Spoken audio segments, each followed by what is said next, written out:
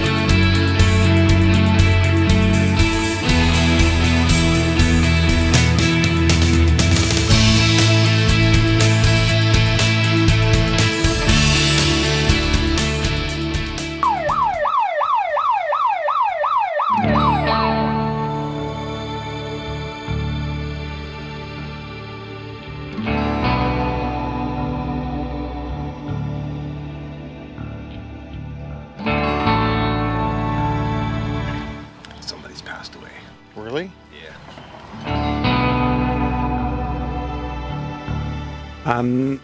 RCM SAR Station 106 received a call out at approximately 6:15 this morning, heading for Tillis Landing.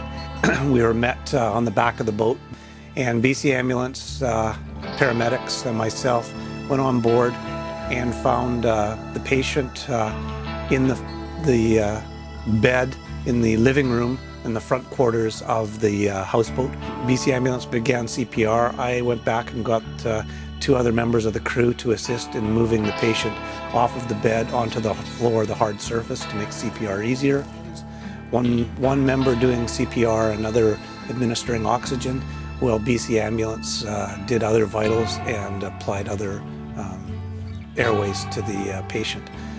6 people carried him, put him in a Stoke stretcher, and put him onto the back of Rescue 1. From there, we had, before we did that, was determined by the coroner who was at Sicamous and the RCMP who was at the wharf at Sicamous waiting for us, that it was okay to transport the patient back. They gave the okay to do that. Everybody stood up to the game to take their turn at doing CPR. So between BC Ambulance and our own crew, everybody took their turn at it and did what they had to do. Yeah, when we loaded the patient on the boat, one member of the family, the wife, chose to come back with us. And she was offered to come up in the front of the boat, but she chose to ride on the back. Dennis sat with her, and they had a really good conversation. It's a trying situation, but you know what? The family was really taking this well.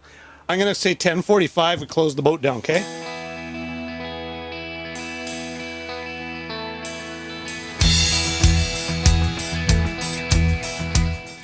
Well, what happened today? We got a call about 4 o'clock. Apparently an individual had an allergic reaction and needed some medical assistance. Well, traditionally on our boat we go 4 of us from RCM SAR and we carry 2 people from BC Ambulance. Well, today we were going to visit an individual who had an allergic reaction to a bee sting.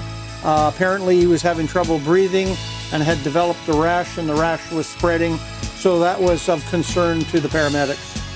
And, fortunately we had a dock that we were able to pull up against, and so that made stopping and getting to the patient rather easy. No, the patient was at a cabin on the lake that has water access only, and we found him on the dock with some of his friends. The folks that were on the dock, to my recollection, they were in their mid-60s. Doesn't look like alcohol or drugs was involved. It looked like a legitimate allergic reaction.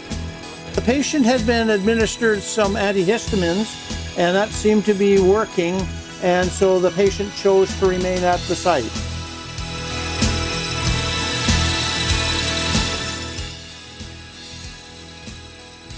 Good evening. This is Fred Banham from RCM SAR 106 Shuswap. We just received a page out. Thanks for calling me back, Fred. We have a 10-year-old female that appears to have fallen out of a tire tube behind a boat. The driver doesn't know that the female is in the water, does not have a life jacket, and requires assistance. They are located 2 miles south of Sycamoose. Our ETA should be about 20 minutes. 1, 2, 3. Good love. Good love. Good love. Good love. I was feeling so bad. I asked my family doctor just what I had. I said, Doctor, Mr. MD, Doctor, now can you tell me what's ailing me, Doctor? He said, yeah, yeah, yeah, yeah, yeah. Yeah, yeah, yeah, yeah, yeah. Indeed, all I really need, good love. Now give me that good, good love. Good love. All I need is love. Good love. Good loving, baby, good love. Now, honey, please, squeeze me tight. Squeeze me tight. Don't you want your baby to be alright? Be alright. I said, baby, like it's for sure. It's for sure. I got the fever, yeah. You got the cure. Got the cure. Everybody, yeah, yeah, yeah, yeah, yeah. Yeah, yeah, yeah, yeah, yeah. Indeed. All I really need is love. Now come on, now give me that love. Good love. All I need is love. Good love. Good loving, baby, good love.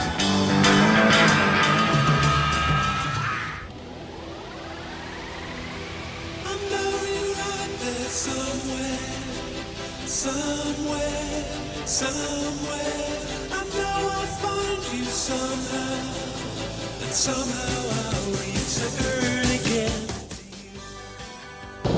He introduced himself as the captain to me when we came around, and do I need to do anything for you? I says, no, we'll just get everything all tied up. He says, okay, I'm the captain of the boat, and I'm in charge. Do I need to move the boat or go anywhere with it?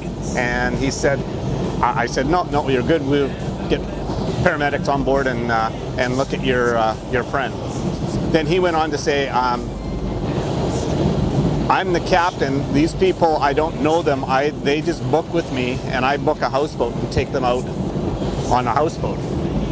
And so you'll need to talk to these people about the guy and whatever. I don't know anything about him. So from that, I asked him again, so what do you do? He says, well, I have my word's not his, but a party company. He seemed to be in control of his, but it was 4 o'clock in the morning. So when we arrived back at the dock, we were met by RCMP and the coroner service. They did their assessment, initial assessment with the individual still on board, the Tolanen. Then we removed the the victim into ambulance service on shore, where they continued their investigation, and we were stood down at 7 o'clock. I've been searching for everyone I meet, and the times I've been mistaken, it's impossible to say, and the grass is growing underneath our feet.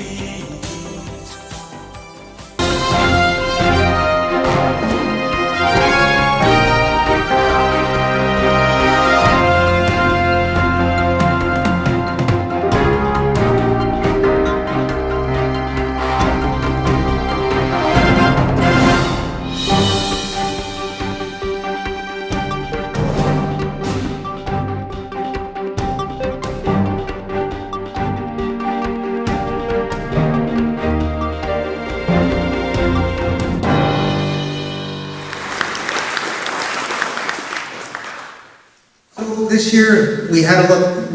We formed a recognition committee, and we realized that we hadn't been particularly paying attention to some great honors and the ability of us to tap into the Canadian Coast Guard Auxiliary National. They are the Coast Guard and the auxiliary program are still one of our and continue to be our major funder and our major partner. So we made a call out to the stations to say, who's out there that deserves to be singled out and recognized within the criteria of the Canadian Coast Guard Auxiliary National Awards, and we got an excellent response. And now we'll move on to that portion of the presentation. So at dinner, Rob says to me, "Is everybody wearing white tonight?" And I said, "Of course." So here's to the best dressed station in RCM.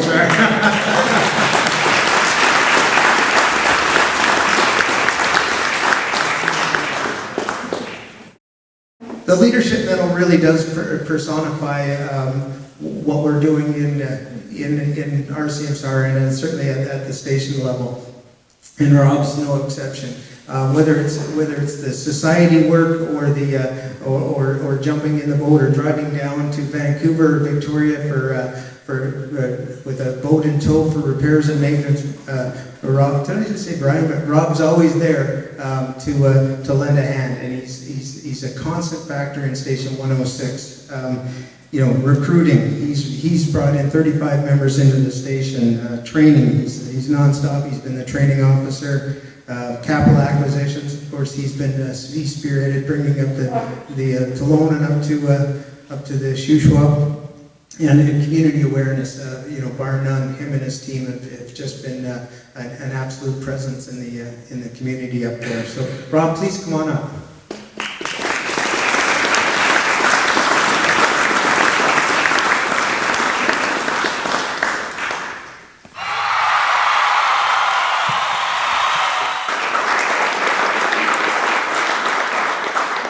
Thank everybody in my station.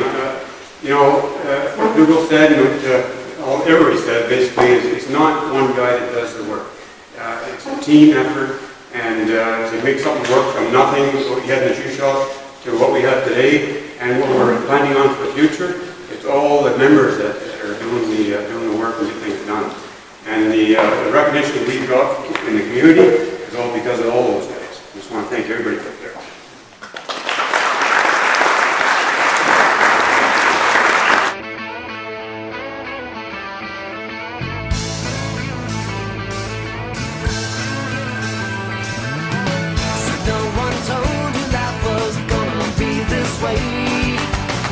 Job's a joke, you broke, your love life's the away.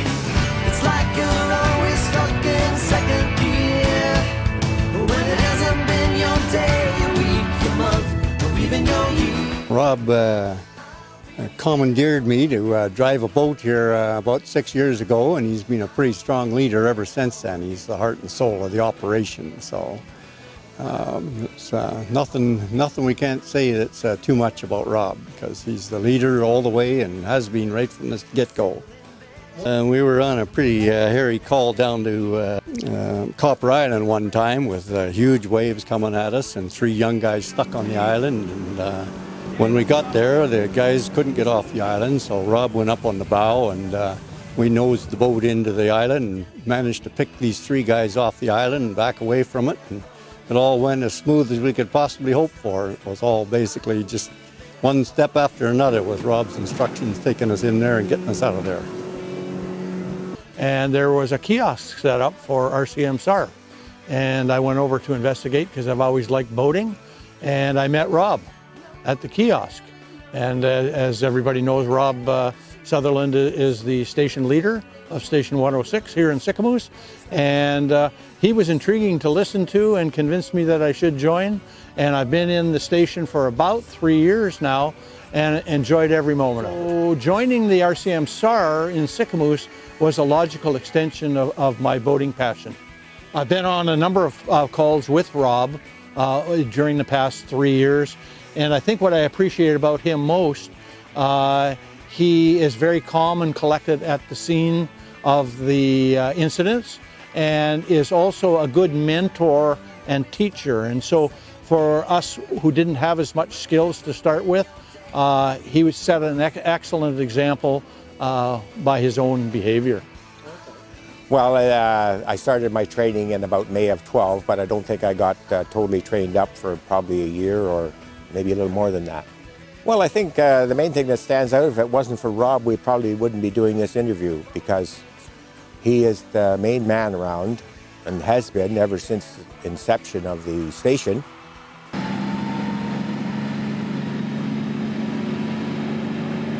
We've had a very, very busy morning. Nearly 2 boats out, 15 people recovered from 1 boat.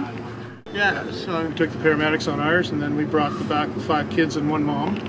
And then there was a capsized boat up at Seymour Arm, and as we're heading, but first responders responded to that one and took all the people off and got back to Seymour. People arranged with the ride back, so they were okay. Okay. And then we had 4 boats on the way back, which are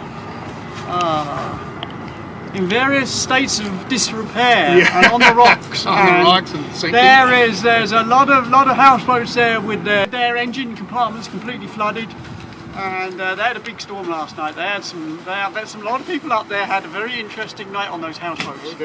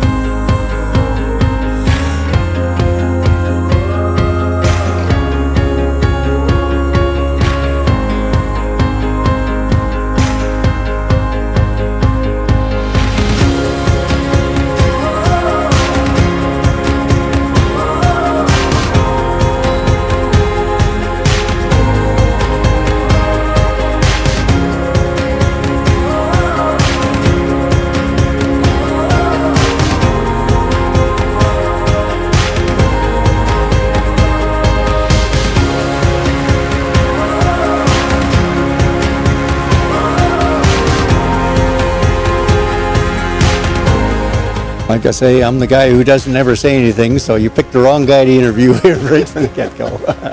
So what are we talking about? I'm sure not coffee at Blondie's. Helen and I stayed on the boat, of course. That's a wrap. Perfect timing. Ruth is here.